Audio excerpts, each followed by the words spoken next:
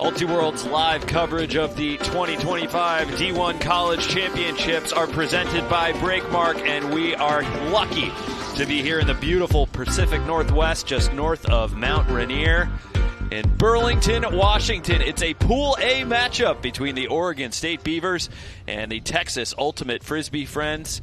Oregon State sitting at 0-2, Texas at 1-1. Good morning, everyone. We're so excited to be here at the Skagit River Sports Complex with you. I'm Ian. This is the world champion, Sheena Titcomb. Sheena, look, we can spend a lot of time trying to create hypothetical scenarios about who needs what point differential. Both of these teams need to win today. Absolutely. What are you expecting with this matchup? I mean, this is going to be an extremely hard battle. Both teams like to attack the deep space, and both teams are going to try to stop their opponent from attacking the deep space. I think we're going to see a lot of big matchups in the air and some big throws. Texas at 1-1 with a 15-13 win over Vermont yesterday, a 15-14 loss to Utah. Oregon State losing 15-13 to UMass and 15-11 to Vermont. These teams, the only time they've played was a 2024 pool play matchup at college championships. UT won 15-11. Felix Morin and Xavier Fuzat figuring heavily in the scoring for both sides, and we would expect a lot more of the same. Let's start with a look at the Oregon State star. Felix Morin, really impressive. You know, I got to see him play yesterday. He is a very evenly distributing player, so he throws goals and catches them. Makes some really big blocks as well. Excited to see what he's going to bring to this game. No doubt he's going to be looking to stretch the field both with his throws and with his legs in the deep space.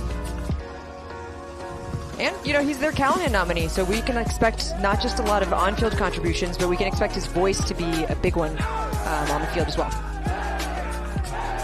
For Texas Ultimate Frisbee Friends, Xavier Fuzat is the name to watch.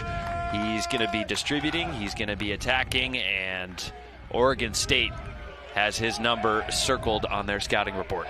And you can tell, look, 9 goals, 8 assists, a number of big contributions from him, and we can expect that in this matchup today as well. Here we're seeing his wide array of throwing and catching.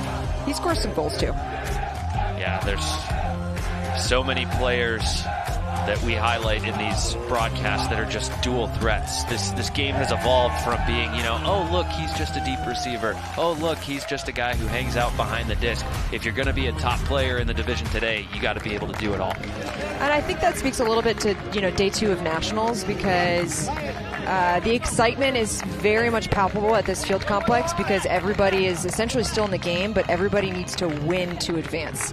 And the way I think about this, you know, as a player, as a coach, is in order to be the best, you have to beat the best. And so you need to play everybody and you need to beat everybody. And so the scenario that Oregon State is in this morning is that they are, you know, 0-2. They played UMass very closely yesterday, but they are hunting for their first win. It's a do or die situation for them.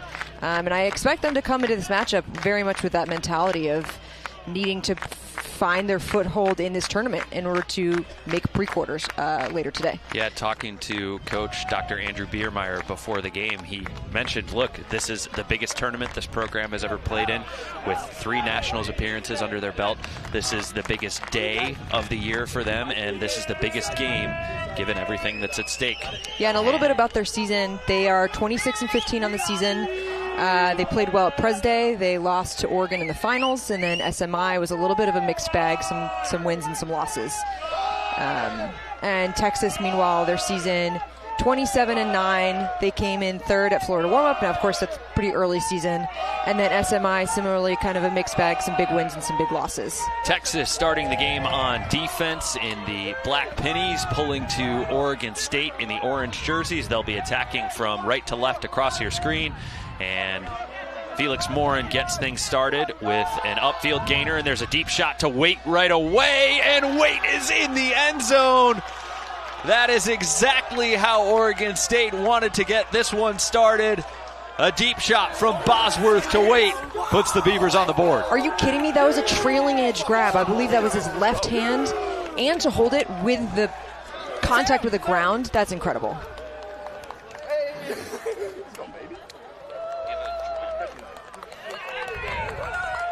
And I think a great energy moment here for Oregon State. They score that first O-point, really quickly. Get to see another shot of it here. And the sideline just absolutely erupts. All kinds of space, no hesitation from Bosworth. Great discipline from the other downfield cutters, leaving room there for Waite to attack. And Texas cannot be surprised by that opening sequence. That's exactly how Oregon State wants to attack. Now, if you're watching some of the games yesterday, it steadily got windier throughout the day. Just as a quick heads up, right now it is like the most pristine conditions. It's perfectly still. There's no wind, absolutely no wind. I'd say it's a little warmer than yesterday, maybe. Yeah. And I hope these players have sunscreen on because it is sunny. Whereas yesterday, I'd say it was a little bit more cloudy. But these are ideal conditions. I mean, this is heaven if you're an ultimate Frisbee player. Every throw is a go for everyone. Everyone should be able to hit everything. And we'll keep you updated if that changes at all. Here's our first look at the tough O-line. There's Ryan Reinhart ripping deep right away, looking for Xavier Fuzat. 2 defenders in the area. Fuzat doesn't care. He's a yard outside the end zone. Here's Owen Smith. Stall count rising. Gets the around off. There's Barcio. Fakes the hammer. Finds Xavier Fuzat.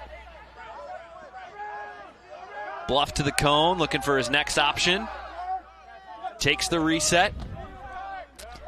Would love to see them go all the way around, and finally they do find the around space. Little give and go motion. Xavier Fuzat heavily featured in his first possession, as we expected them to be. Crafty throw there from Xavier Fuzat to Aaron Barcio. Those guys are just playing pickup out there, and Texas ties it at 1. Fuzat with an amazing catch in that point to really get Texas on the board. We'll get a chance to see this repeat between 2 defenders nonetheless. Fuzat goes up. And then, I'm very impressed with the Texas dump and swing there to get things moving. Now, I wish they kind of have really gone all the way side to side, but a crafty throw to Barcio, and that's Texas's first hold of the game. Clean game so far. Well, I loved your point about the pristine conditions, because that was a crazy throw. The assist there, I don't know that would have been viable in the stiff crosswind that we had in the later rounds on the showcase field yesterday. Yeah, I completely agree.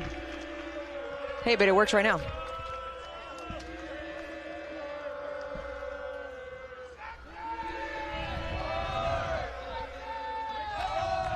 Oregon State back on offense here. So Felix Morin centering to Leo Wolf. Elaine Poach stopping the initial huck. Callahan Bosworth doesn't care about the next one, though. He's looking for Waite, and he's got steps. 2 goals for Henry Waite to start this game. He's got to be feeling good right now. I initially thought the player was going to pump that one, but Waite was just too open. He'd created so much separation. Let's go, baby. Oregon State is 2 for 2 on hucks. You've got to think that Texas is going to change something defensively. Maybe it's a different matchup. Maybe it's a zone. Something to slow down this Oregon State offense.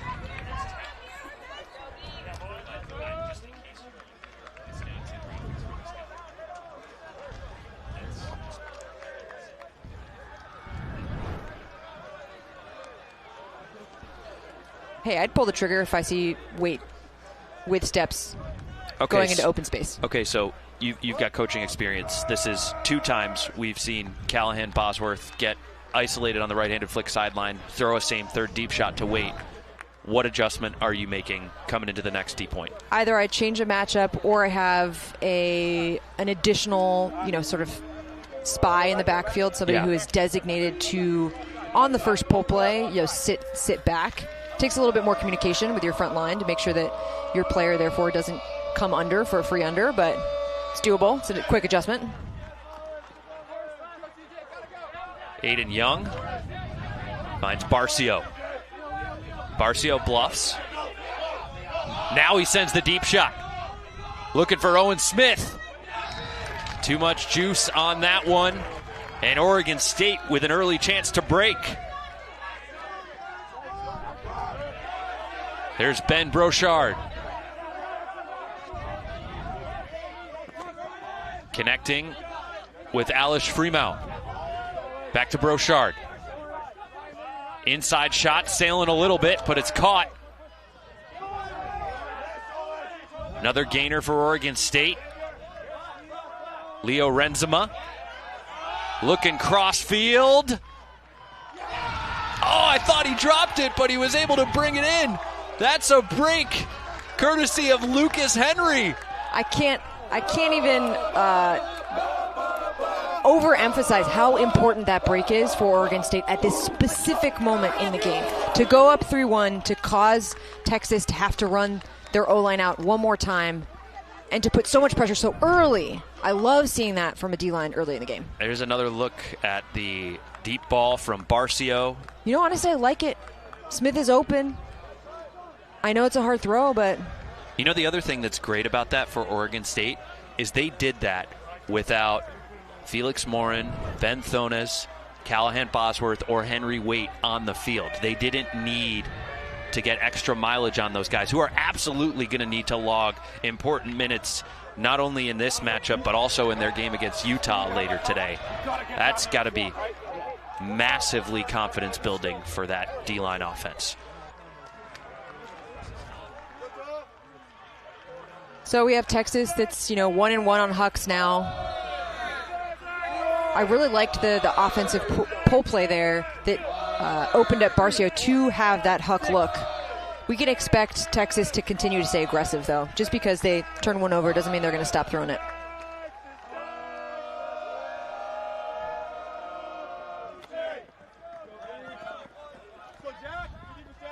Aiden Young unmarked. Xavier Fuzat next. Back to Young. Barcio had steps, but opts for the underneath. Looks like there's a pick call. Hard to say if, off the pull, if Oregon State really, intentionally had somebody in deep space, or if it was blown coverage, honestly. Because it wasn't clear to me that somebody was necessarily intentionally hanging out deep. John Clyde with the disc for Texas. Fakes the backhand. Off the line to Xavier Fuzat. Another call downfield. Looks like a pick. Young has the disc in the red zone. Marked by Fodor.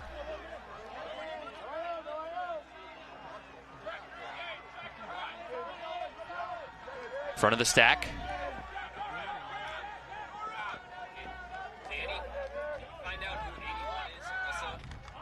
And there's a Texas goal into the hands of Xavier Fuzat. Now with an assist and a goal to his credit.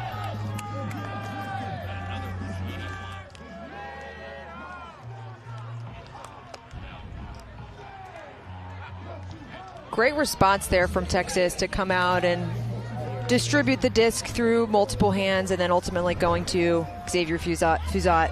We knew he would feature heavily in this matchup, and he is not disappointing right now. 1 goal, 1 assist, involved in both tough scores. Ian, are we going to talk about these shorts that Texas is wearing? I mean, some players are wearing, excuse me. This is taking us back. This is taking us back to the baggy shorts of the late aughts and the early 2010s. Loving it. I'm loving it. Joe Sefton, one of the coaching staff team members, certainly. He's played in those before. He's played in those with Sockeye and other programs as well. They look good, though. I like it out there.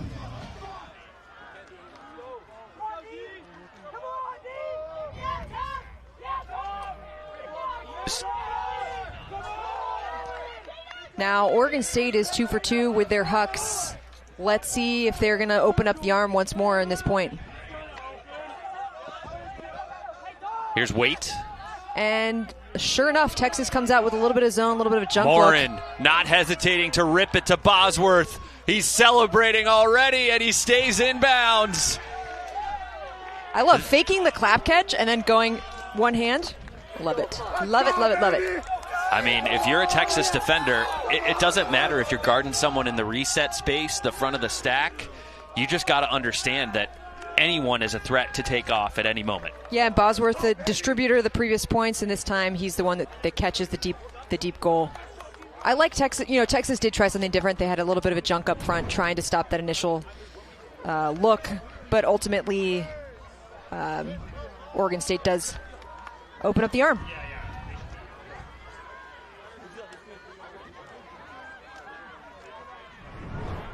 Callahan Bosworth now involved in three of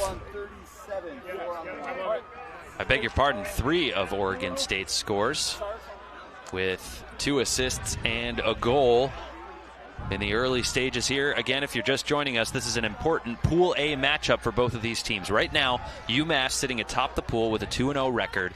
Oregon State is 0-2. Texas is in a 3-way tie with Utah and Vermont sitting at 1-1. After this matchup, Texas faces off against UMass at 1 o'clock. Oregon State faces off against Utah at 1 o'clock. We can go crazy trying to dissect point diff, whatever. And that's not my strong suit, so let's not do that on air. Yeah, and we don't want to confuse you guys. This is really a must-win game for both of these teams. But I would say particularly for Oregon State. Got to keep their season alive. Here's Xavier Fuzat for Texas. Finds Andy Wong. Wong and Fuzat playing catch. Here's Barcio. Owen Smith looking deep for Fuzat. Right on the money, but he's not in the end zone.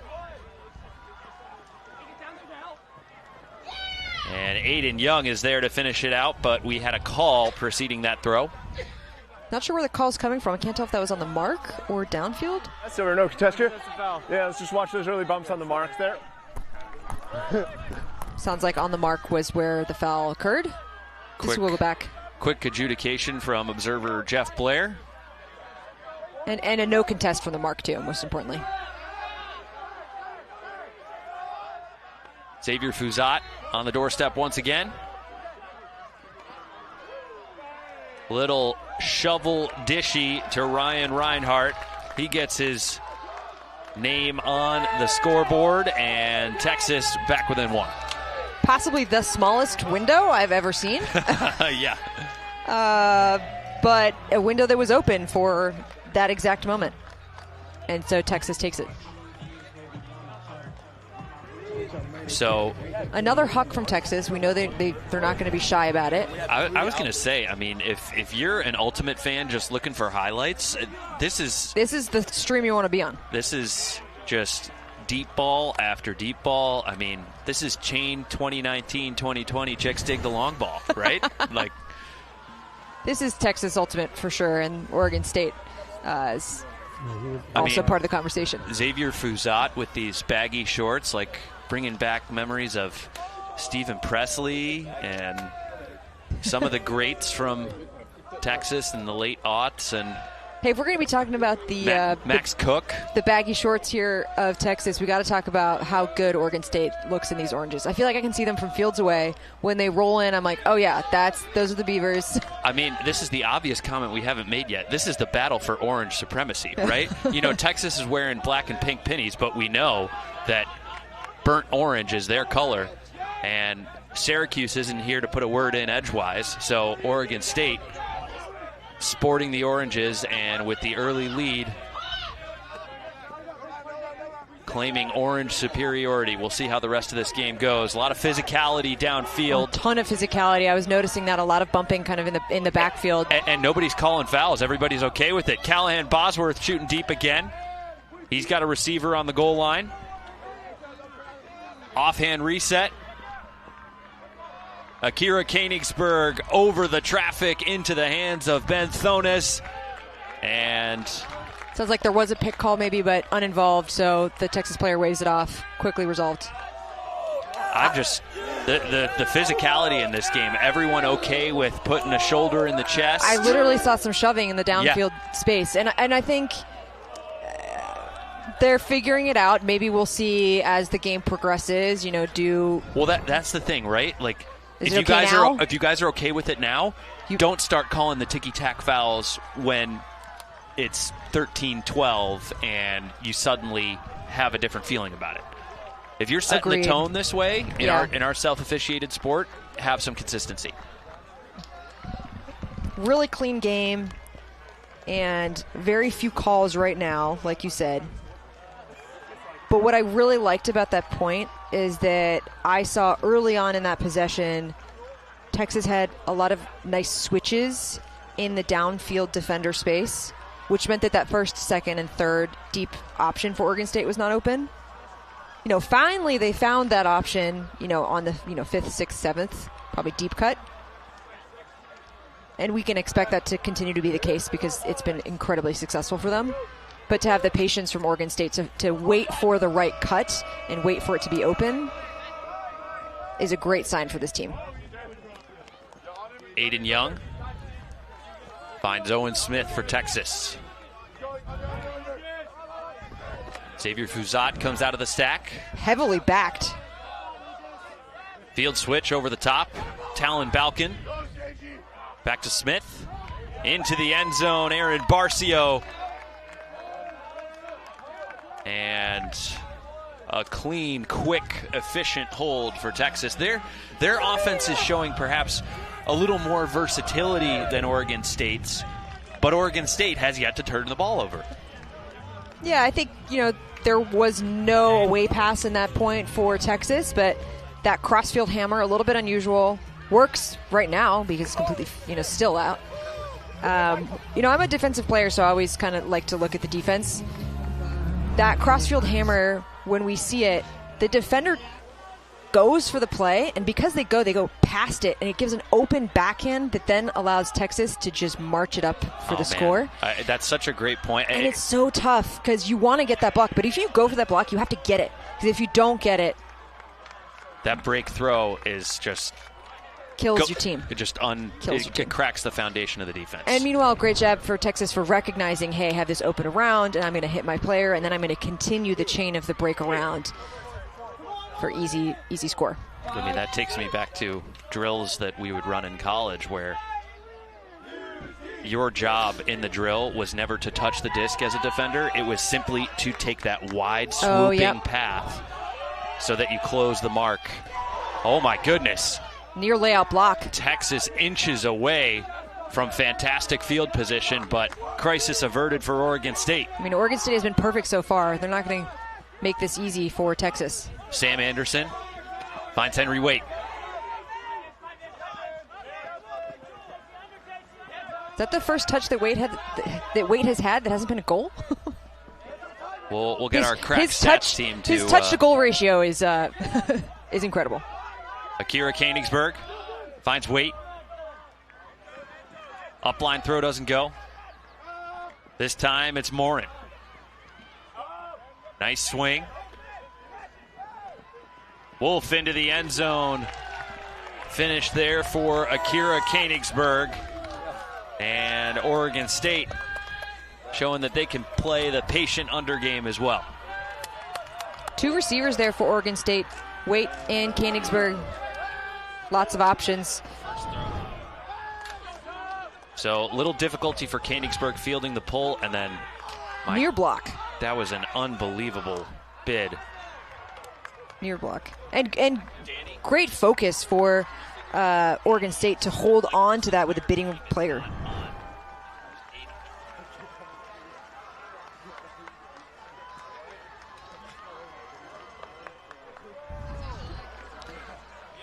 Oregon State near perfect at this point. No turns. They haven't been able to put much pressure on Texas, although Texas had one deep turn.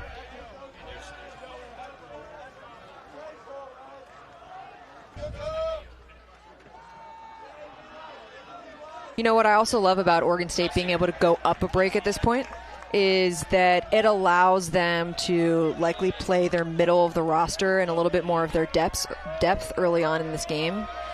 And I think in a must-win scenario, if you can do that early on in a game, it just is really great. Towards the end, if it does become close. Talon Balkin in his own end zone, swings to Barcio. Xavier Fuzat comes under. Barcio. Young. Lots of space there for Jack Joshi. Oh, and there was a hand block on the mark. Oh, my goodness. That is an incredible hand block. You don't see that one very often. It's really hard to get. Owen Poisson puts his hand in the cookie jar. And then the deep shot from Oregon State. That's the first Beaver turnover of this game. Oh, what a squandered opportunity. As the teams trade turnovers. Player was open, though. Player was open. 37, Quinn O'Connor had steps, just a little too far out of reach. Reinhardt with the disc. Bluffs the inside and then throws it. Andy Wong upfield to Barcio. Steps looking for his receiver, Joshi. Defender closing, but Joshi makes the grab. Incredible. And the Texas sidelines coming to life. Erupts. What a fantastic grab from Texas. You need that energy boost after the turn on that point. They really needed to prove to themselves that they could put it away, take care of it. Looks like an Oregon State player, also an injury on that play, possibly? Yeah, the defender, Owen Poisson, who had the hand block earlier in the point, needing a little extra attention. Looks like he's taken his cleat off. Actually. Yeah. This hand block, this is an incredible hand block. I think it's really hard to get it. And the fact that the defender, interesting. I gotta believe that the offense there believed it was a block, otherwise they would have simply called it. But that is such a hard block to get. So impressed with Texas right now. Here we see another shot. We knew we were gonna have a treat today, and sure enough, beautiful shot from Barcio. And Jack Joshi just climbs the ladder. Makes it look easy, but that is not an easy catch to make. John Clyde on the pull for Texas. Oregon State gets it up to Callahan Bosworth. There's the help defense, stopping the deep shot to Thonas. Henry Waite looking for a reset. A lot of physicality in the reset space, and negative reset to Bosworth, who shoots deep right away. He's looking for Morin. Clap catch, as easy as it gets. That's an incredible throw. The force was backhand. It's a step around forehand. I was just actually thinking that he's such a long player. It's so hard to guard that amount of length. Bosworth just really impressive right now. He's distributed in multiple ways, but also shown a lot of patience in terms of finding the right shot to hit. And you can tell that Oregon State is excited about having him be the primary in their pull plays. He's been the receiver multiple times now. You got to think if you're Texas, maybe you double team him, maybe you put an extra sag in the lane. I'm not sure, but you've got to do something because he is 100% right now. Look at this. It should be a forced backhand. The defense just doesn't quite close that gap fast enough. I mean, there's nothing that the defender, Jake Worthington, can do there when that throw gets off. Except get tighter. Yeah. On the mark, but yeah. Sorry, I meant the downfield. You do it the downfield, yeah. The defender downfield can't really do anything, but the mark needs to step a little closer there. Yep, 100%. So Texas needs to hold here. If they get broken, Oregon State can take half. Thonas on the pull. Morin crossing over as well. Oregon State sensing the opportunity to really apply pressure here.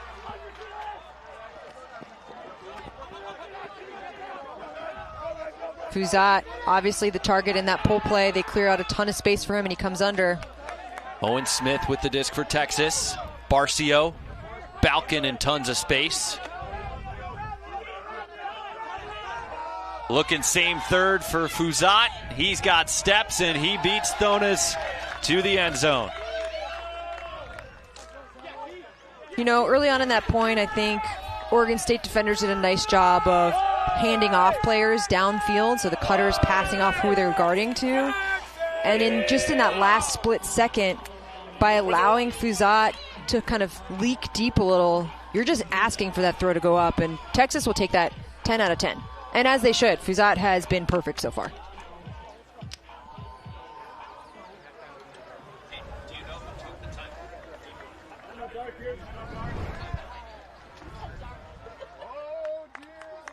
So timeout taken by Texas.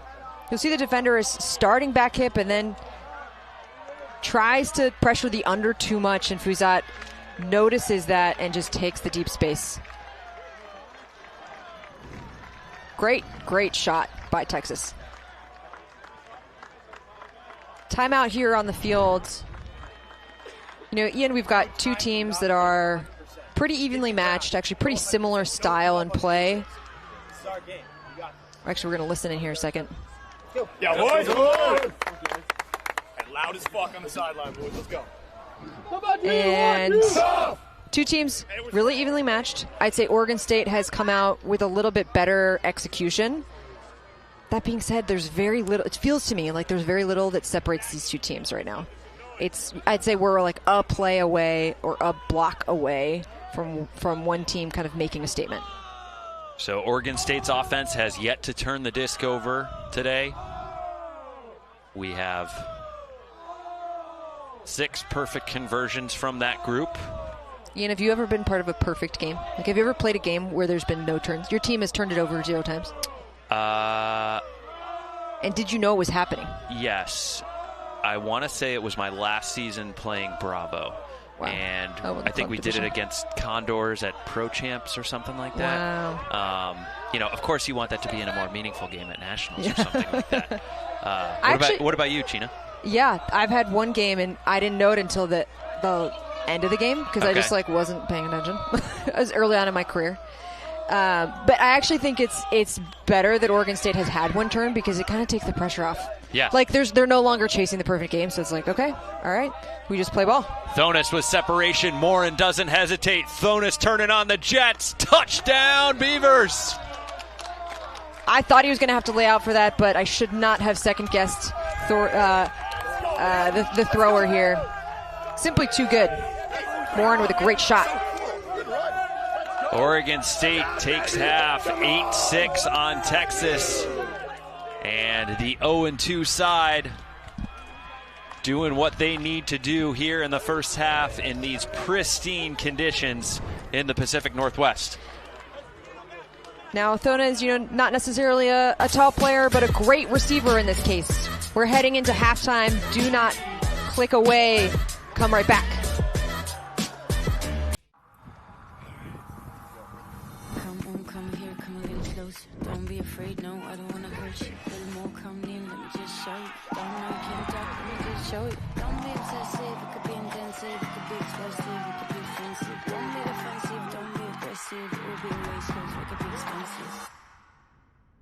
Don't be obsessive, it could be intensive, it could be explosive, it could be offensive. Don't be defensive, don't be... Oregon State with an 8-6 lead here at half. This Pool A matchup with plenty of deep shots, plenty of fireworks, and we're lucky to be joined now by Texas coach Matthew Armour. Matthew, your first impressions as you reflect on that first half? Yeah, offense looked good. We're flowing well. Xavier's making a lot of big plays. The second half, we're going to have to improve the defense. The deep ball is just working too well for Oregon State. Yeah, well put. Obviously, y'all have some stars, and they do as well. Number 13, Callahan Bosworth, on Oregon State has been, throwing and receiving. What are you thinking for the second half to contain him? Yeah, he's got a great flick. 4 or 5 flick hooks from him have been really key for them. I think it starts with the mark. Make him throw some pump fakes, get him off his rhythm. I like the downfield pressure out of the stack. He's obviously a big guy, can cut deep as well. We don't want to over pursue the unders to open that up for him, but it's going to start with the marks. We just need to put more pressure on him throwing the disc. We've noticed a lot of downfield physicality and folks trying to put their bodies in the way and maybe exchanging some arm bars. What's your read as you're on the sideline trying to get a sense of the level of competition and where the line is between these two teams right now? It's nationals. Teams are playing hard. This is essentially an elimination game for both us and Oregon State. So, you're going to get maximum physicality as allowed within the rules. So I like how my boys are playing, and Oregon State's playing hard too. Awesome. Matthew, thank you so much for your time. Good luck in the second half. Thank you. Matthew Armour and Texas trailing by 2 here at the half. And how about that? 7 for 7 on clean holds from the Oregon State Beavers. I love, if you're an Oregon State fan, you love to see that stat, right? I mean, that looks beautiful. Lucky to be joined now by Oregon State coach Dr. Andrew Biermeyer. Thank you so much for spending time with us this morning. Your team, your offense pitched a perfect game in the first half. How are you feeling right now? That always feels good. Like fewer turnovers, more goals is the goal, right? That's what we're trying to do. Yeah, perfect on Hucks, or nearly perfect on Hucks. Is that the game plan? Are you going to keep looking for that? Hey, it almost doesn't matter what I say. Like the guys will do what the guys will do. Are you saying this is a player-run team? Is that what we should take away from this? I mean, in all fairness, actually, yes, it really is. My job here is advise and consult. This is not a top-down organization. This is a bottom-up. The guys have put in a ton of work all year.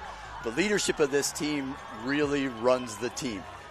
We talk about overall strategy. I have my input. I make calls. I have areas of responsibility. But the guys run their game. This is their game. This is their experience. I'm just here for the ride. And so far, it's a fun ride, so that's great. Well, we appreciate that insight. Can you take us inside the halftime huddle that you were just a part of over there? Like, what's the vibe? What's the morale? How's everybody feeling? When you finish half up, that's good. We start out on D. We like to do that. So overall vibe is really up. We're just overall. I think I said this pregame interview as well. It's a real privilege to be here. Like the both overall, and then for each of these guys. But then also considering everything that's going on in the world, the idea that we get to be out here and play Frisbee and focus on ourselves, that's a huge privilege. We've talked about that a lot this year, and I think our guys recognize it, and I think that's helping them rise in the moment. Incredible perspective. Thank you so much, Dr. Biermeyer. Good luck to you and your side in the second half. Thanks, folks. Oregon State leading 8-6, and big part of that success is because their deep game has been in fuego. It's incredible. I mean, the conditions allow this game to be this way, for sure. But the downfield receivers from Oregon State also are putting in the work to make this possible. Making big plays, but also making clap catches. They make it look easy even though it's not. And they're putting in a lot of work to make it look easy. I just wonder tactically how this Texas defense How do you stop can it? adjust. Yeah, what are you going to do? Texas needs to adjust something. We're going to break. That's going to be your challenge while we're away, and you're going to have the answer when we come back. Second half Pool A action on the other side of this one.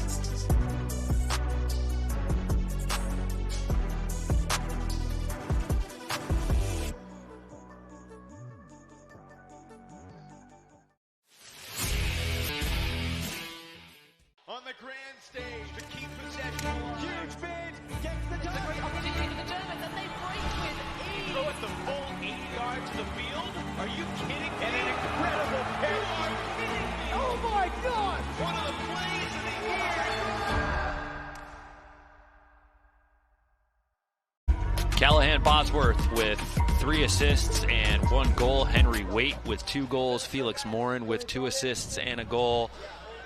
The Oregon State offense pitching a perfect game so far. No turnovers from that group. And this D-line from the Beavers is looking to rack up some more breaks. They got 1 in the first half, and pressure squarely on Texas here.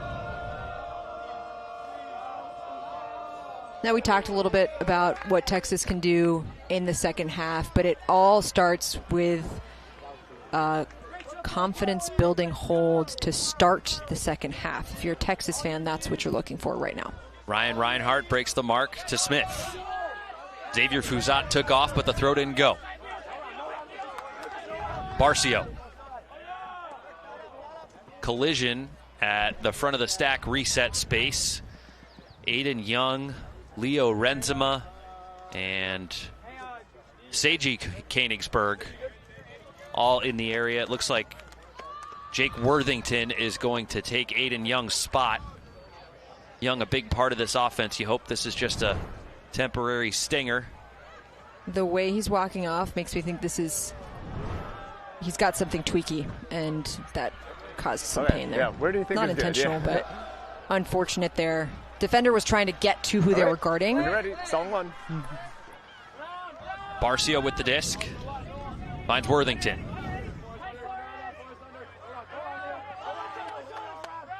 Stall count rising. Worthington gets the reset off to Balkin. Barcio again. Xavier Fuzat taken off. The throw doesn't go.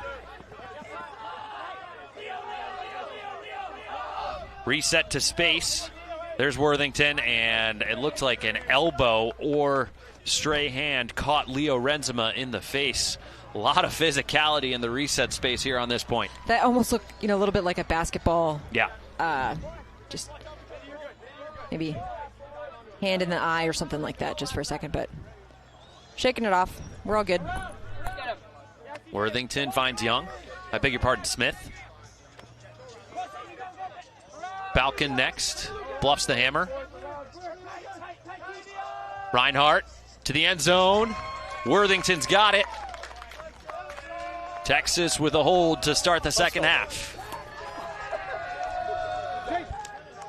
Nice movement from Texas. They are able to work through the pressure from Oregon State that was quite significant in the reset space. And we'll get another chance to see some of that contact in the reset space. Just a little bit that catches the elbow. Yeah, I mean, clearly not intending to do that. And a Frisbee play. Yeah, exactly. As you'd say, a basketball play. It's a Frisbee play. Yep. And then an away pass into the end zone. Not usually what I love, but what works in this case is that Texas had no other players or defenders in the area, so they're able to have plenty of space. I mean, if you're Oregon State, you got to like that deep point. There are a couple high stall situations that they forced. Texas wasn't able to get any deep shots off to Fuzat, which was something they were looking to do in the first half, right? I agree, but at the same time, still is a point for Texas. You got to get the ball. You're right. And you've got to continue to create pressure.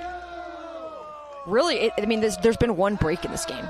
So, and Texas is a great defensive unit. I'm sure that they will get a chance at some point. Felix Morin getting set to receive the pull, centering up to Wolf.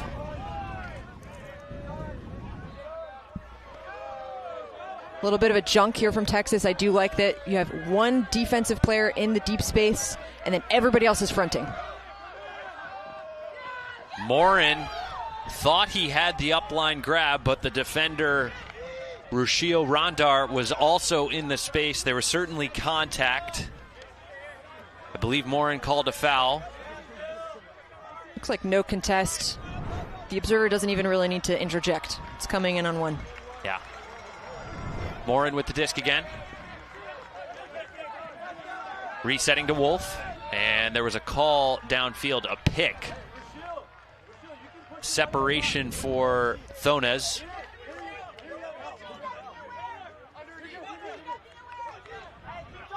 This is the best defensive point I'd say we've seen so far from Texas. A great start to the second half for them. They're communicating on the field. Their defenders are working together. Thonas to the far side. Gainer up the line. Morin up the line again. And another pick called downfield.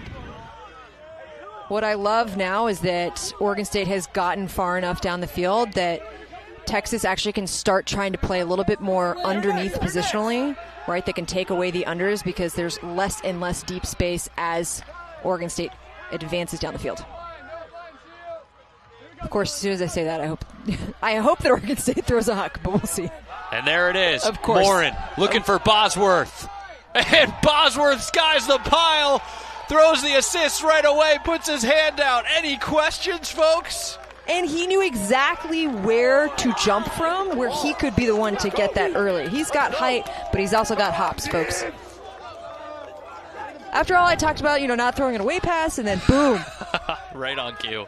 But to the credit of Oregon State, that's a great. If you are going to put a deep shot up, that's a great spot, right? It's fading to the break side, and it's to the biggest player on the field. And it's to the biggest player on the field. Let's go, Beavs! 4 assists and a goal for Callahan Bosworth.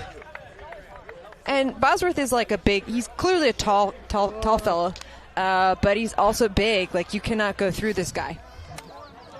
And if you're wondering, no, his parents did not know about Ultimate when I they asked named that, him. yeah, in the pregame. Thanks to our colleague Evan Lepler and some intrepid reporting for confirming that fact. It's just meant to be. He just was born to play Ultimate. We're glad he's out here. He's providing us with a fantastic game. Oregon State is certainly happy to have him.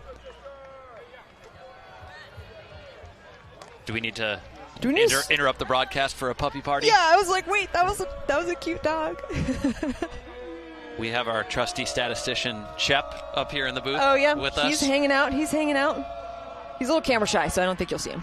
But Oregon State's pull lands out of bounds. that's 2 out of bounds pulls already in the second half, whereas in the first half we've been perfect. In We're both pullers, aren't we? Right? Yeah. Yeah. And in a game with where there's no wind. That's kind of inexcusable. Yeah. Inside shot to Wong. There's Worthington.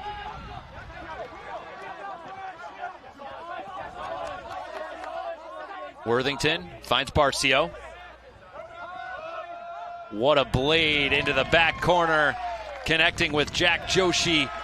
That's his second goal of the contest, and Texas continues to answer. Perfect float and zip on that throw from Barcio. Finds Joshi, who had some separation for sure. I know we've talked a lot about Oregon State's offense. I just want to reiterate how clean a game this is. This is a battle between the 8 seed and the 12 seed. We've had 3 total turnovers through 17 points of competition. I mean, incredible. This is on day 2 also. So players are, they're feeling it in their legs on day 2. That Texas defense has to be frustrated that it hasn't even been able to have a chance at a break. And they had that one layout early on, midway through the first half, but otherwise really has not been close at all to blocks, I would say. Aaron Barcio keeping the legs warm. Trying to hide from the camera. Hoping to add to his stat sheet. Hey, just want to give a quick shout out. I thought, Andy Wong from Tough touched the disc at that point, and I think what I've noticed from that player is that he's been kind of the glue for this Texas O-line. We're talking a lot about some of the big players, the assists, the goals, but I think he's the glue. He's the one that's been the distributor, or sort of like the release valve. Been really impressed by that player.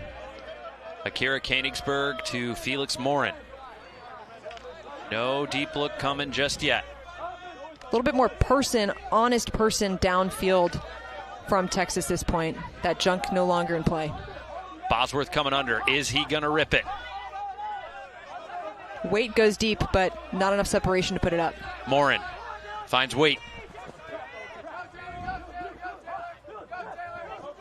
Defender slips, but really nice communication from Texas to not have that become a bigger issue. Oregon State on the doorstep now. This is Sam Anderson. Small space finish to Henry Weight. Hard to keep that body from going where it wants to go. He's just as big as Bosworth, if not bigger. I was going to say the same thing. I mean, you can't get around him. He's too big. You can't get above him. He's too tall. And obviously, nobody can go through anybody in Ultimate. This is supposed to be a non-contact sport. And sounds like they are talking. I just want to understand why it wasn't a card. Yeah. So on that one, we had looked at it. That's on the far side. Either of you two on for this point? No. Please continue the conversation. But I appreciate the talking. Right. So, conversation there between Henry Waite and the defender Owen Smith, just trying to negotiate that line and understand what's acceptable physicality and what's not. And even though it's the conversation with Waite, the conversation continuing now between Smith and Bosworth. I saw a high five. It looks like they're. Yeah, there was a lot of. I'm remiss to say too much because I'm not on the field, but there's a lot of. I see a lot of elbow and I see a lot of arm barring happening. You saw it on that replay. So I'm not sure. I'm honestly not sure what the conversation was about. Yeah. Because I saw the defender with an arm bar. But I don't know what happened earlier in the point. So. Quick score update if you don't have another monitor going with Field Pass or you're not refreshing the USA Ultimate app. Vermont women up 9-4 on Stanford. The winner basically takes that pool. So Vermont continuing to put together impressive results as Barcio connects with Worthington. A really unconventional underpass there, but it worked. Asking a lot of his receiver. I'm not sure if he needed to ask that much, but Xavier Fuzat shooting deep to Barcio. Touchdown, Texas.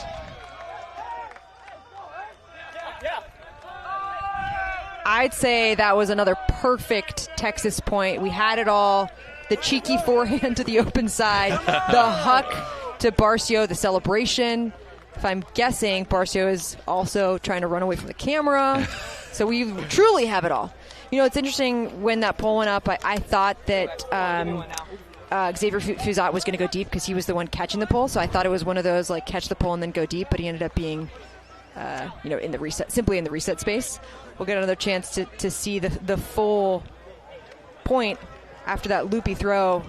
Barcio just leaks deep in a perfect shot that's effectively a same third throw. Really difficult to execute. Yeah, there was that lane poach there, too. And I think as a handler defender, you try to take away what you think your priority is, which is the reset space. And Texas says, hey, don't put me in a box. Don't try to label me. I can also be a deep threat. So John Clyde preparing to pull for Texas. Again, just 3 total turnovers in this game. Oregon State's offense yet to turn the ball over.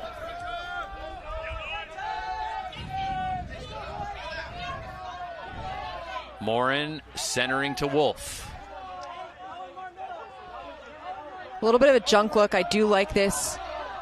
And Texas is trying to get a block here. You can see they've pulled over Xavier Fuzat to give a little bit more firepower if they do get a turn. Wolf up to Bosworth. Owen Smith drawing the big man matchup there. Thonas around to Akira Koenigsberg. Thonas in the red zone now. Oh, and the first turnover comes from Oregon State. But there was a foul call made by Oregon State's Sam Anderson. Upset with the physicality as he tried to make that upline cut. Let's take a look here at the replay. Yeah, a little bit of a chest bump there. And it's interesting as that play was progressing. In my mind, I was thinking, this is actually, like, something has changed for Texas. He was running faster than me. He hit me. Speed does not matter, right? Yeah, so in my view, the defense did initiate the contact. We are going to rule this one a foul. It did affect the outcome of the play, so we're going to send this one back. Is it a receiving foul? So Mitchell Blaha found guilty of a foul there. The observer, Jeff Blair, I think that letting us know. I think that's the right call. That's the right outcome. I think the replay does show initiated contact by the defense. He kind of puffed his chest out as he came into the space. Yeah, but as I was saying, it does feel. Here's Anderson on the goal line. And there's the finish to Henry Waite. Texas did really amp up the defense there, though. Oh, no doubt. But in these pristine conditions, everything continuing to work for Oregon State. How do you feel about that foul call happening after all of the physicality that's gone back and forth between both sides? I mean, I think the only reason that specific play was called is because it ended up being, or like it caused a turnover. Yeah. And so I think that was why it was called. There's been plenty of calls that I think part of the reason they haven't been called is because they haven't caused a turnover. Right. So there's no reason to lose the advantage on offense to call a foul. If your offense is already flowing, fine. Other updates from around the complex here. The North Carolina Pleiades squad scored 5 straight to take half versus Cal Poly, 8-7. Of course, everyone's surprised to see Pleiades sitting at 0-2 after 2 losses yesterday. And they played 2 incredibly tight games, right? Like that first game against UBC, if you haven't had a chance to watch it, go back because it was chock full of highlights. Hi, Shep. Hey, buddy. How's it going? Oh, I feel like you could hear me just then. That's my dog underneath the booth. But yeah, UNC played a tight game against UBC and then lost a tight one against UC San Diego. Both Universe Point losses. Good to see Aiden Young back out there for Texas after taking an injury earlier in this game. Here's Worthington. Unmarked Fuzat. Back to Worthington in power position. Trying to lead Fuzat to space, and another perfect throw and easy score for the Texas offense. I mean, look, we were talking a lot about the physicality. There's just not a lot of defense here in this game. There have been so many points that have finished with receivers just clap catching in space. And I think particularly from the Oregon State side, I think that they're trying to contain. They're trying to play a contain type style defense, and so you see in that point they're giving a ton of space to Fuzat, and then even downfield, like the defenders are giving a number of yards to who they're guarding. Meanwhile, I'd say Texas, on the other hand, is taking a little bit more of a hard-nosed approach to staying really tight on their person. But this is such a beautiful throw. I mean, yes, the offense was open, but you put a little too much inside out, a little too much float, and that just sails out of bounds. And you see so many players try that and just look silly. But Texas completes that perfectly. How many goals is that for Fuzat? Yeah, that's 3 goals and 3 assists. He's involved in 60% of Texas's scores so far. Unreal. All right, the Texas D-line. Let's see, what kind of physicality they bring, but also what kind of D they play. No turns for Fuzat either, and John Clyde pulling once again for Tough. Hey, something to note, though, I'm curious at what point does Texas try to pull players over? Right, this looks like a standard Texas line, but we're running out of time. We saw Fuzat on the last D point, and might have to see more of that soon. Here's Thonis. He's got a receiver, Bosworth, but the throw didn't go. Here's Akira Koenigsberg. Looking for weight. Taylor Masterson might have had a shot at a block there. I know, I inhaled. Hopefully it wasn't too noticeable, but got to go to that, my guy. A little bit of conversation around contact, I believe, on the reception. Now we're coming on 0. All right, whatever.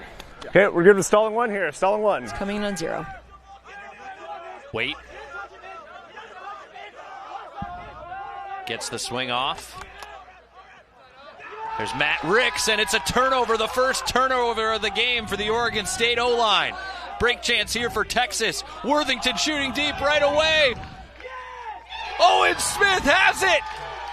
We got a tie ball game, folks. And the Texas sideline erupts, and what's so important about that is that it came from their D-line. There are no superstars needed here. It's just the tough depth that gets this one for them. And the celebration, look at that. I mean, we got everything. The parents are on their feet. The players are on the field. Somebody turned the music on. And unfortunately for Oregon State, this is just a turf. This is one where you see that, Matt Ricks. and you just say, "Hey, bend your knees a little bit more." Yep. Just bend them, and then that's an easy catch. Somebody check that disc though. Make sure it didn't crack. Yeah. That's a lot of power. Texas. 1 for 1 on breaks. Oregon State, that lone break came in the first half. The other opportunity that they didn't convert also came in the first half. Off of a Huck turnover. And Tex. And we're tied at 11s. It's very much anyone's ball game. And there's also plenty of time. Like, no one's thinking about the clock. There's still 30 minutes until soft cap. And it looks like, I'm looking over at the Texas line right now. It looks like they are crossing over Fuzat for this one. But the O-line for Oregon State looks essentially the same. Timeout here on the field. Not sure which team took it.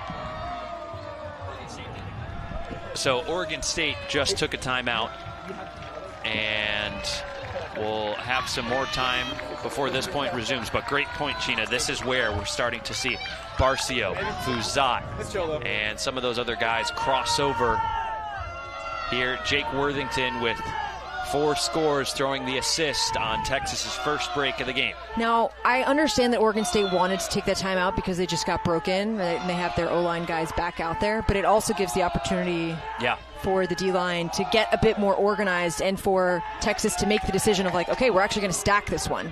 And there's an OB pull. That's a gift. Folks, we don't have a camera here in the booth, but Gina's slapping her forehead. I'm like, what are you doing out here? Sometimes when I'm a puller, I'm like, you just have to get it in bounds. And I imagine the entire field covered with Frisbees, right? Because those are all the spots that a Frisbee could land on the field. Yeah. And then when I think about how many Frisbees are on the field, I'm like, I could be one of those Frisbees. Yeah. No, all I have to do is just get it in bounds. That's a great way to think about it. Tons of pressure now from Texas. Lots of body contact, too. Yeah, how does Oregon State deal with this? The Texas sidelines are pumping in the energy. They're loving that they're forcing Oregon State and into. I don't love that. I don't love that, actually, because I don't think they're cheering. Like, what are they cheering for? They're cheering that their players. Defense? But if their player is causing a foul, are you cheering for the foul? Like, what are you cheering for? Wow, and the observer rules, Sam Shapiro rules that that's not a foul. And the foul call by Ben Thonis not upheld. I still don't love that. I'd have to see the replay either way, but I don't love that energy and that attitude. The coaching staff was also egging that on. Here's Morin looking down the line Triple for Thonis. Coverage. 3 defenders in the area. Fuzat misses it, but Barcio gets the block. Oh, and Thonis is calling a foul. Second foul call of the point by Thonis. Let's see if we can listen in. I got completely taken out going up for the disc. Very catchable disc. That's your call. I mean, I didn't affect anything. I know they came into my back. I was very above you. Yeah, but if you take away my vertical space I'm jumping into, and you come over me, that's a foul, right? I'm happy to go to the observer. Okay. Yeah, I mean, Xavier Fuzat, Yeah, certainly elevated, let he him came through Thonis' back. I jumped up, you continued to run, and you came up there. They're gonna. And I was higher than you. I don't get that. Higher than me doesn't matter. As I'm jumping, like I landed completely horizontally, right? There was obviously contact. I jumped straight up. After I jumped, I think I jumped first. Jump first does not matter. Like I'm in the space. You're coming into my space, and you're knocking me over. Yeah, would you like a ruling? So he's asked for a ruling. I think I've heard both perspectives. I'm getting noise in my ear right now. I'm going to do a quick conference and then make a ruling. So we can talk a little bit, about what's actually happening. But what I want to highlight that I really liked was Barcio coming through on the backside to make sure that play was, a complete play. And he honestly had no play immediately on the disc, but he followed the play.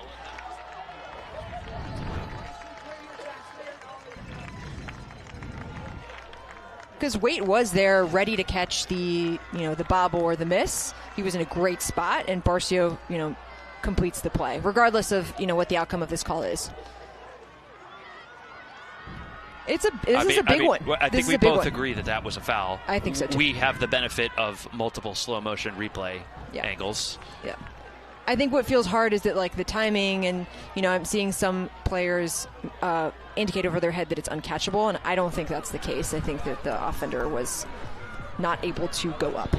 All right, so in our view, there was a foul. However, at the time of the foul, the disc was uncatchable. So observer ruling, it was contact. It was uncatchable though, so the turnover is going to stand. So when you're ready.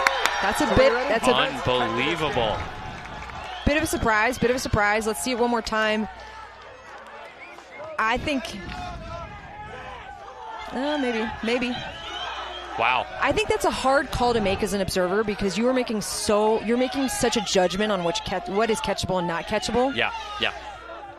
And I've gone through observer training. I'm not a certified observer because it's really hard and I don't want to do it. It's a very hard job. But I have done the training, and I can tell you that is such a hard call to make. John Clyde bluffs the backhand. Mitchell Blaha with the disc, back to Clyde. First time we really get to see the Texas D-line work. It's hard. You've been working so hard, focused on D this entire time, and now you have to flip the switch. Worthington, back to Barcio. Fakes the around. Thought he was going to go deep. Instead, scoobers to Clyde. Field switch. Blaha in the red zone now. Barcio on the doorstep. What throw is he going to pull out of his bag? It's a simple backhand up the line into the hands of Dylan Dubrava. And after Oregon State was unbroken, the Beavers surrender breaks on consecutive points. And if you're a Texas fan, you've got to be incredibly happy with that one, because you crossed over your players, you gambled, and it paid off. So Oregon State also took a timeout before that last point. And let's get another look at this. There's Xavier Fuzat coming through, making contact with Thonis. The ruling was that there was contact that would rise to the level of a foul, but at that moment, the disc was uncatchable for Thonis, which, that is a close. There's Mitch Dangler in the back of the end zone. I'd love to get Mitch Dangler's thoughts on that one. Not that I don't trust any of the other observers working this one. I don't envy the spot that they were in to have to make that ruling. Holy smokes. Gina, has your perspective shifted at all as you've had more time to think about it and look at it again? I don't know. That one's such a tough one. I'm not convinced it was uncatchable. Yeah. I think that like the sideways motion of Fuzat coming into that person's body makes it seem like they were already moving away from the disc, and I'm not sure. But pivotal moment. Oregon State is now feeling the pressure. They have got to hold so that they can get their D out there. They're feeling the contact, feeling the body contact. Feeling the pressure, the fatigue, the contact, all of it. If they're going to win this game, they're going to have to hold and then find another break. Cross field, reset, Koenigsberg. Up to Anderson. Reset to Akira Koenigsberg. Morin comes underneath. Oh, and that underneath shot is caught by Callahan Bosworth off Henry Wade's fingertips and caught by Callahan Bosworth. What is happening on this field? I would argue that the tip actually made it easier for Callahan Bosworth to make that grab, because when it came out of the hands of the thrower, it was kind of a laser. I don't disagree with you. I was like, is that going to work? Oh my goodness, how many more times is Bosworth going to make a play today? We get a look at Morin. Waite got his fingertips on it. Bosworth adjusted. Are you kidding me? Oh my gosh. And he has the presence of mind to get both feet down in the end zone. And I was after adjusting. I was just thinking to myself, like, hey, is Oregon State going to keep hucking? Because it felt like they were so successful with those away passes, and then it's not that they got cold; they just didn't hit them for a few points. Yeah. And I was like, okay, do you go back to what's working, or do you all of a sudden get tight? And I think Oregon State does a nice job to continue hitting. And Morin plays this one back to back here. We're asking a lot of him now, and good on Oregon State for not having crossed over. Players having to cross over players early on in the game. I think it pays dividends right now. Callahan Bosworth involved in half of Oregon State's scores. 2 goals and 4 assists for the big man. Texas's offense back out there. And a foul call. Great pressure from Oregon State. I think that they've decided to play a little bit hard-nosed defense here instead of being more loosey. If you look at all the players, look how close they are. Every single offender is on an island. Reset to Worthington. Another foul call. There's a foul called. Some of the Texas defenders are laughing. This is the scenario that I'm talking about. The game's tightening up. There was all kinds of physicality earlier, and now the calls are starting to come. It's a foul here, called by the offense. Interestingly enough, though, that wasn't. It's interesting that Texas is the one calling fouls now. But both sides are doing this. Ben Right. Thona's made the call on the last point, and I'm not passing judgment on his call. Right. I'm just like both of these sides are. Now you want to start to call it on the offense. So we're stalling. So who's on offense? Dark's on defense. Yeah. So it should be +1 here. Stop. So what was the last number you said? 5. Yeah. Getting clarity on the stall count and what's happening here. My bad. Coming in on stall 6. Worthington gets himself out of a jam with a break mark throw to Barcio. Barcio shoots deep, looking for Smith. A crowd forming underneath, and Smith pulls it down. So impressive. What a great grab. Goes up nice and early. Knows he's got defenders closing in. And, we saw him make a couple of those great grabs yesterday in their game against Utah. Not surprising to have him as a target in the end zone. Texas hanging on to a 1-break advantage as we get another look at Barcio's huck pulled down by Smith. This is big boy ultimate. Look how early he goes up. I love that. He just knows when he can get it, and he plays his own game. He's not worried about when the defense is coming in. A lot of swag from this Texas side. And Barcio's got, 3 goals and also 4 assists. I think if you're marking Barcio, you gave him too much space on the mark. A little bit too much. The way he's moving around out there, he just kind of reminds me of a Max Cook. Just former double wide handler, super agile, able to get lots of resets, opening up the field with his deep shots. Oregon State has to respond here.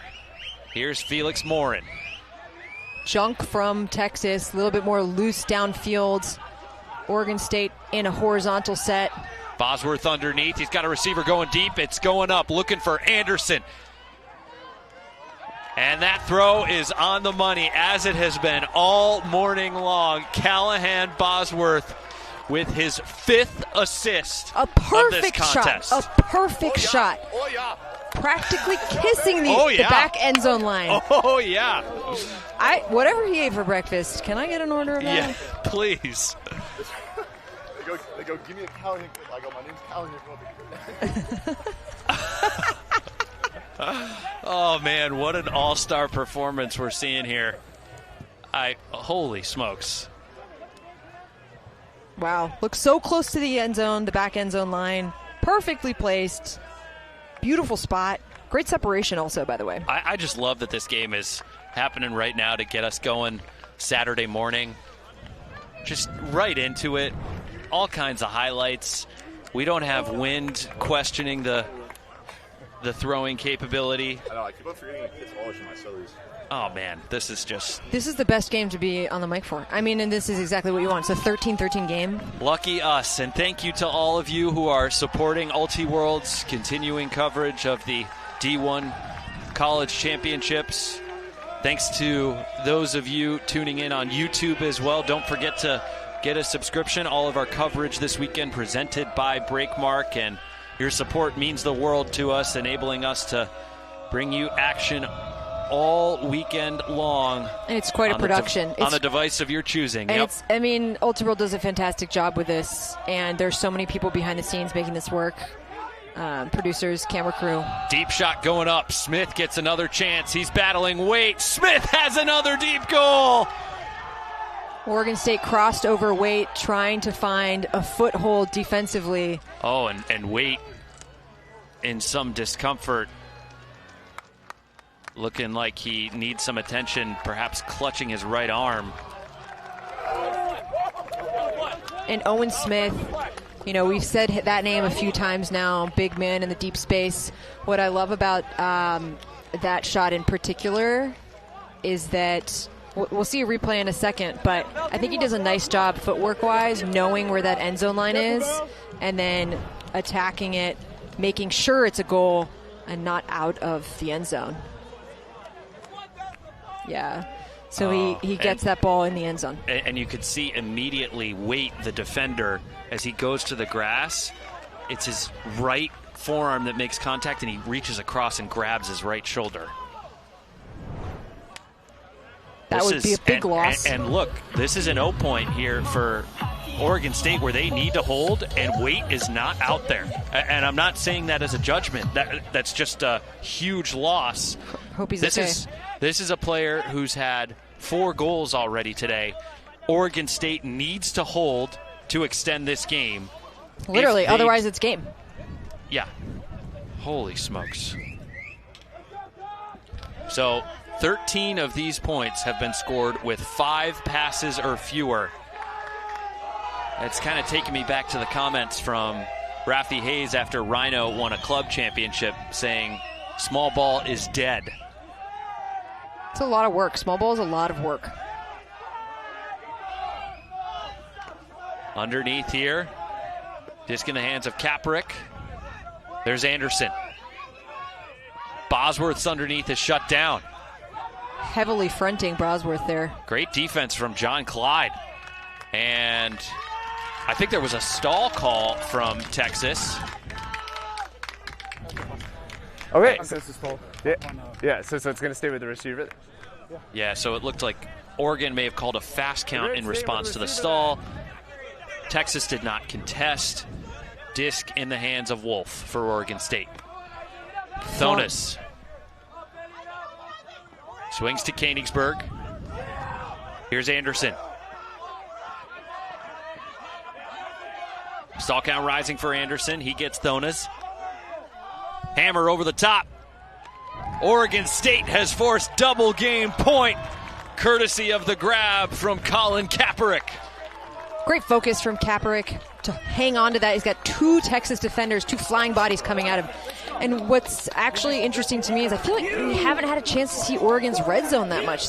They've just been scoring away passes so much this game. I was getting a little bit nervous as they reached the red zone. It's like, what are they going to throw? We haven't seen them be. They haven't been forced to be patient to go side to side because Texas hasn't been able to stop them from just doing Plan A, which is hucking. Now it looks like somebody is calling a timeout. We'll find out who it is for you. And so this is double game point here. Oregon State has taken the timeout. Initially, you guys can talk about how long you want to hold it, but F them to take away those first touches and make them think about something different.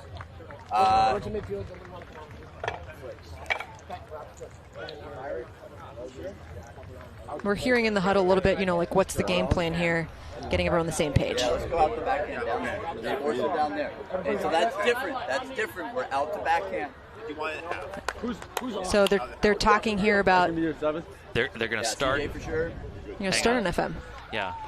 They're going to start running a force middle, and then at around midfield, they're going to transition to a backhand force. So Oregon State's only break of this game came on the 4th point of this game. Texas got 2 breaks in the middle point of the second half to give them the 1 break advantage. And now, if they hold, Texas improves to 2-1. Oregon State slips to 0-3.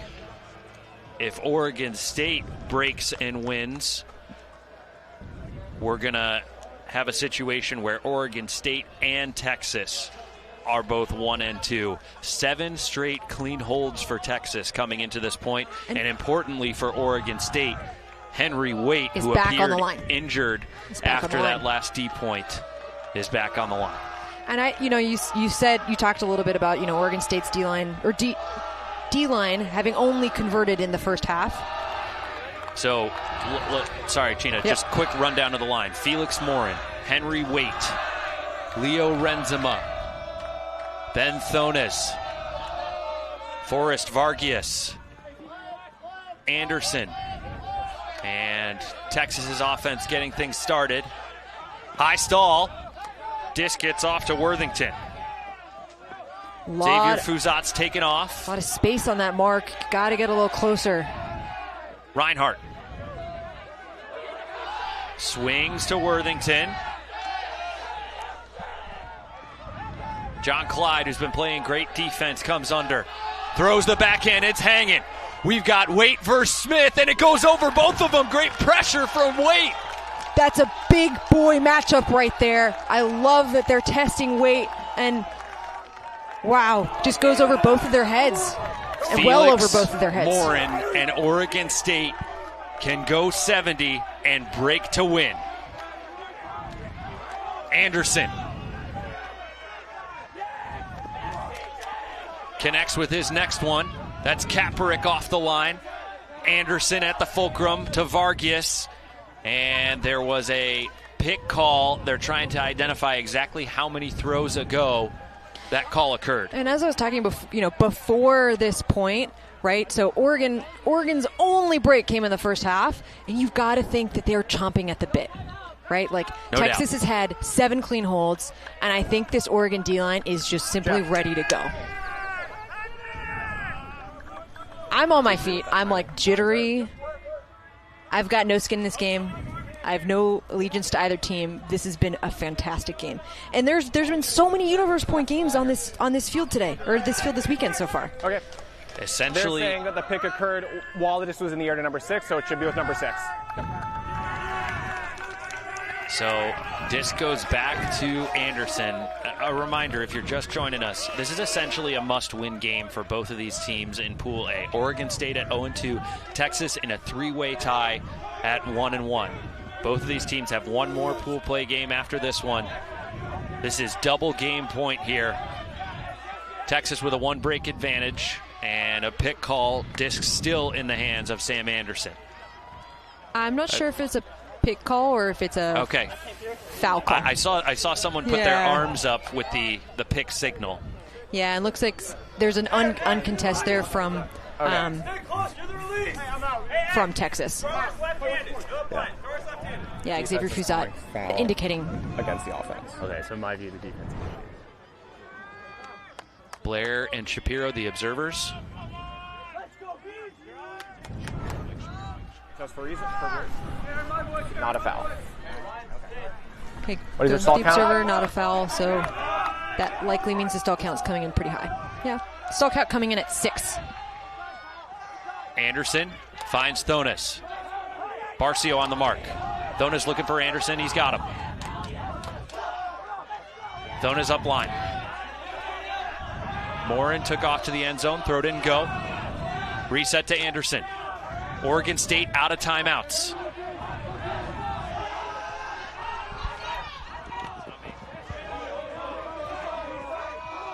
Morin looking cross field. It's a blade and it's intercepted. Talon Balkin gets the ball back for Texas.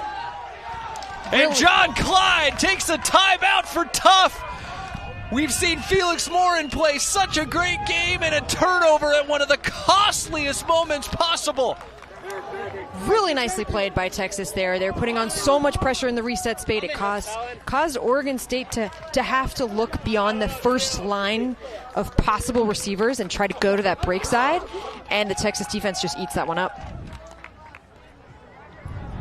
We'll get a chance to see both of these turns. First, the big huck. Yeah, and Clyde's got to be happy. The man calling the timeout saying, thank God we got the ball back after I turned that huck over. Sorry, Gina, go ahead. No, and here's the other one. I mean, trying to will that disc to go to that break side, just not enough oomph behind it, unfortunately, for Oregon State if you're an Oregon State fan. Done this a million times. I'm going to go to one. Let's have Jada back with JC. All right. 2 turns on Universe after we've had such a clean game. This is really, I'd say, the longest point we've had. Really interesting to see who's going to come away with it, because neither team has needed to play a marathon point yet. Only the second point of this game that has featured more than 1 turnover.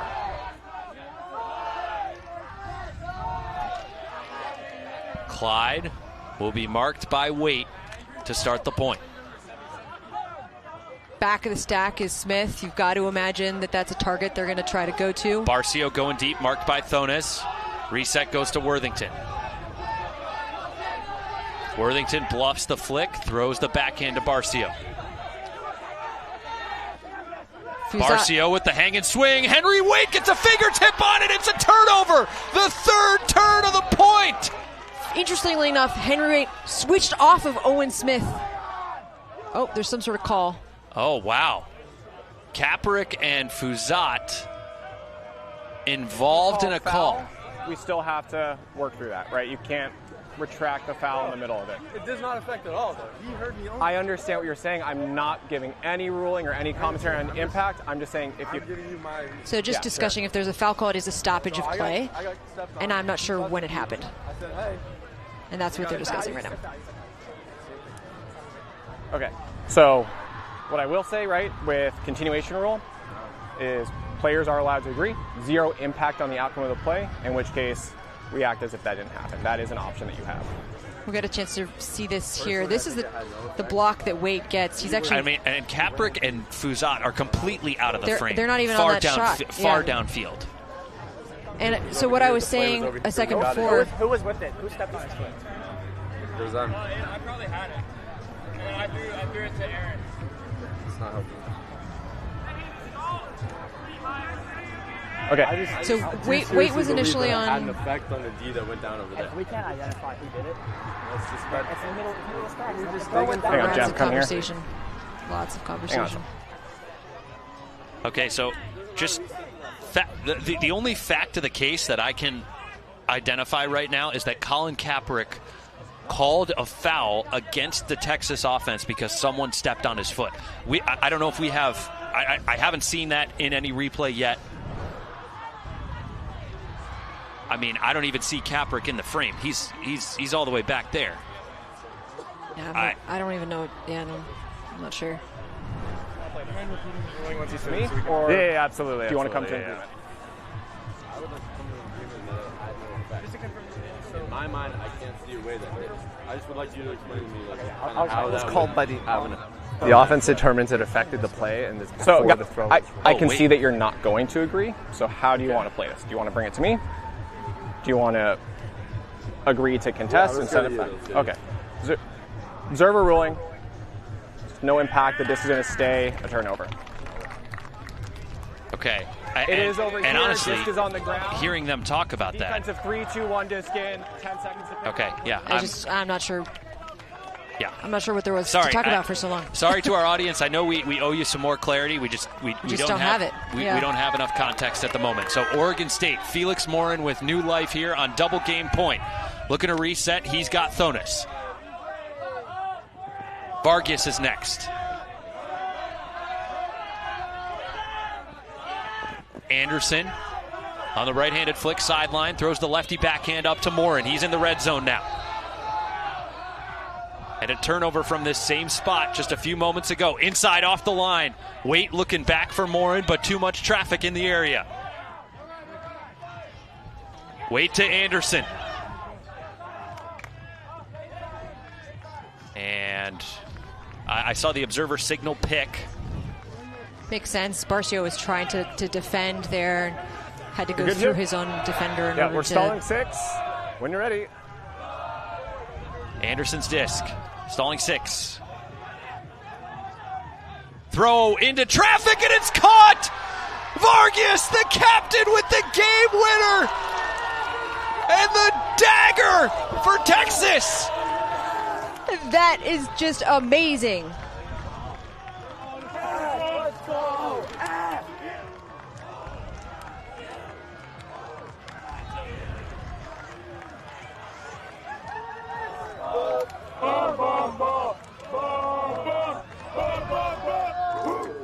Oregon State this is their first win of the tournament on Universe, on the showcase field, and to end it like that, high stall count, high release, kind of into a crowd. You know, I'm not sure if he was looking for that offender or if the teammate just knew it was coming up and took the space. The second double game point loss in as many games for Texas. They lost 15-14 to Utah yesterday. And now Texas is going to have to face UMass at 1 o'clock. Oregon State will face off against Utah at 1 o'clock. We get another look at the winning sequence. Stall count was rising. Anderson just, I got to wonder if he was really intending to throw that. That's what I was saying. To Vargas. I don't think he was. I think he was trying to find space, knowing that somebody was open because there was a poach that came to the front cone. If you're a Oregon State fan, you know, you are revenging their loss against Texas from last year. But really just a fantastic performance from, I'd say, both teams. I mean, this is an incredible game. I mean, 8 total turnovers through 29 points. 4 breaks between the teams. Texas going perfect. So many amazing hucks. All right, this is incredible.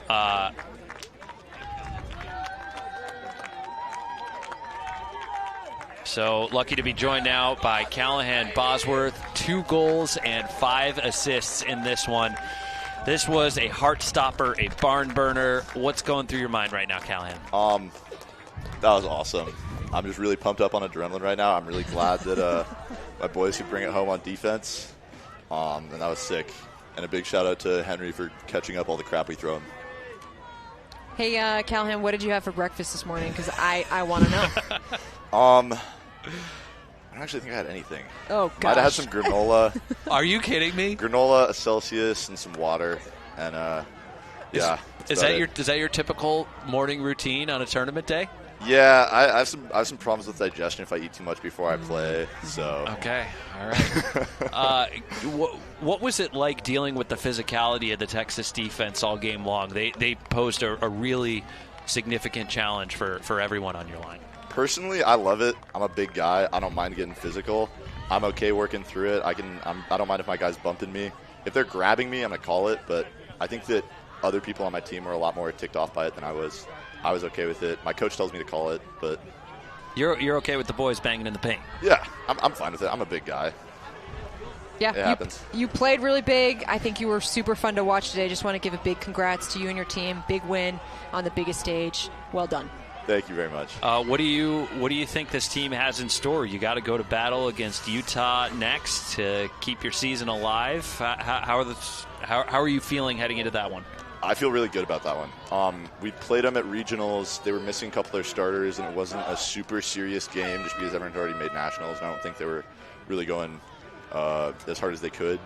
But I think that we absolutely have the matchups to take them down, and I think that they're going to have a really serious struggle trying to guard everyone on our O-line.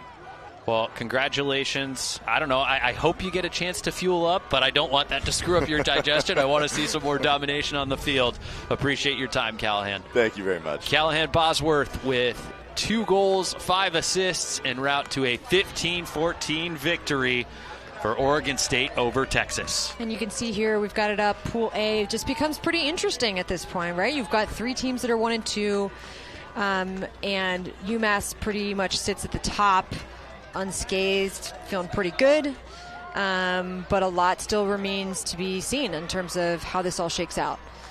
Texas needs to find a win here, and great game. Oregon State breaks on double game point to get its first win of the tournament. Thank you so much for joining us here on Ultiworld on YouTube. We are just getting started here on day 2 of the 2025 D1 USA Ultimate College Championships. Coming up next here, we've got Washington Element battling the UC Santa Barbara Burning Skirts. For our entire crew and Gina Titcomb, I'm Ian Toner. Can't wait to tell more stories here at the College Championships. Have a great morning and don't go anywhere.